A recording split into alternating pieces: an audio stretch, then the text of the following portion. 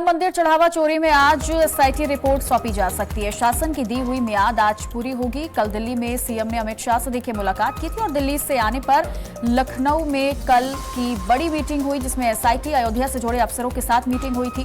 SIT report पर अब चंपत और अनिल मिश्रा का भविष्य भी टिका हुआ है। तो बड़ी जानकारी आपको बता रहे हैं, जहां पर अब देखिए जो मियाद की प्रशासन की तरफ से दी गई थी वो पूरी हो चुकी है और ये बताया जा रहा है कि एसआईटी रिपोर्ट आज सौंपी जा सकती है, जिसमें काफी सारी चीजें जो है, जो सवाल है वो क्लियर हो सकते हैं। कल की अगर हम बात करते हैं तो दिल्ली में सीएम ने अमित शाह से मुलाकात भी देखी की थी और दिल्ली से आने पर लखनऊ में कल की एक बड़ी मीटिंग हुई, जिसमें एसआईटी से लेकर अयोध्या से जुड़े कई अफसरों के साथ ये मीटिंग की गई थी। अब एसआईटी रिपोर्ट का इंतजार किया जा रहा है और एसआईटी रिपोर्ट आ जाने के बाद चंपत राय और अनिल मिश्रा का भविष्य भी तय हो पाएगा और उनका भविष्य इस रिपोर्ट में टिका हुआ है।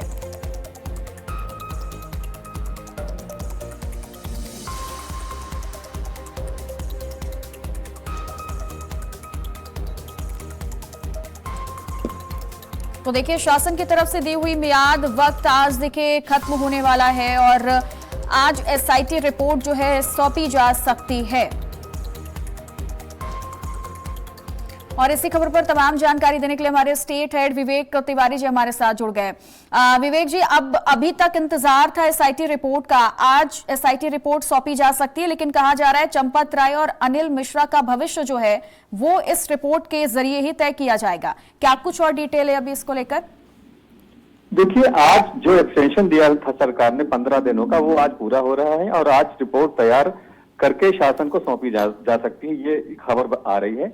रिपोर्ट पूरी तरह तैयार है, जो सोर्सेज बता रहे हैं। कल मुख्यमंत्री अचानक दिल्ली गए और दिल्ली में उन्होंने अमित शाह से मुलाकात की, जो केंद्रीय गृह मंत्री हैं। जाहिर है इस रिपोर्ट को लेकर के उसमें चर्चा हुई होगी, ये माना जा रहा है।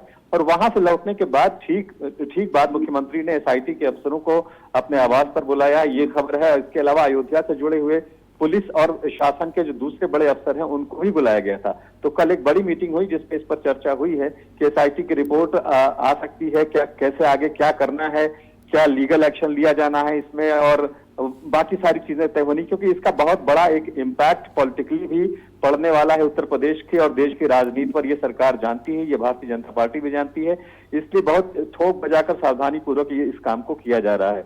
लेकिन अब ये देखते हैं कि रिपोर्ट आज सौंपी जाती है या नहीं, एक तो ये बात है। दूसरी बात ये है कि रिपोर्ट के कुछ अंश क्या सरकार सार्वजनिक करती है या सब कुछ ट्रस्ट पे छोड़ दिया जाएगा। जब 22 जुलाई को उनकी बैठक है, इसमें इस पे चर्चा होगी जैसा कि एजेंडे में कहा गया है, तो वहां से ये सारी चीजें पता लगेंगी।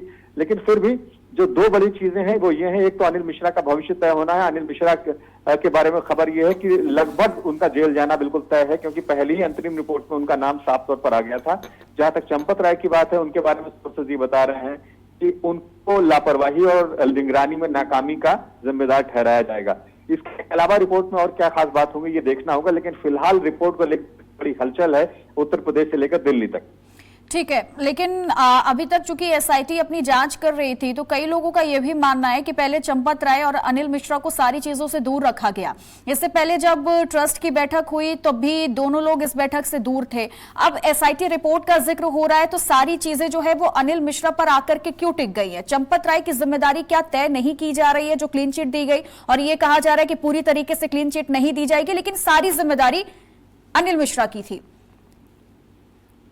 अभी तक जो अंतरिम रिपोर्ट है उसके आधार पर तो यही निष्कर्ष निकल रहा है। चंपत राय को बिल्कुल बेदाग कर दिया जाएगा ऐसा लगता नहीं है, कुछ ना कुछ जिम्मेदारी उन पर थोपी जाएगी।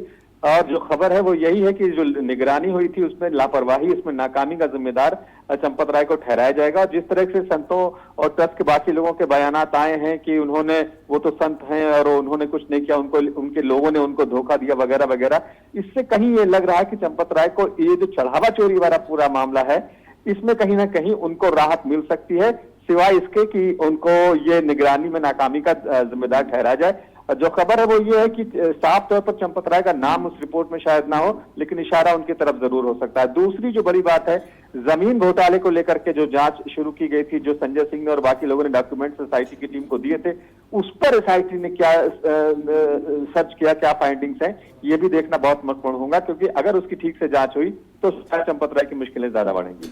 बिल्कुल, तो अब एसआईटी रिपोर्ट का इंतजार करना होगा, जिसके बाद काफी चीजें क्लियर हो पाएंगी। बहुत बहुत शुक्रिया विवेक जी आपका हमारे साथ जुड़ने के लिए।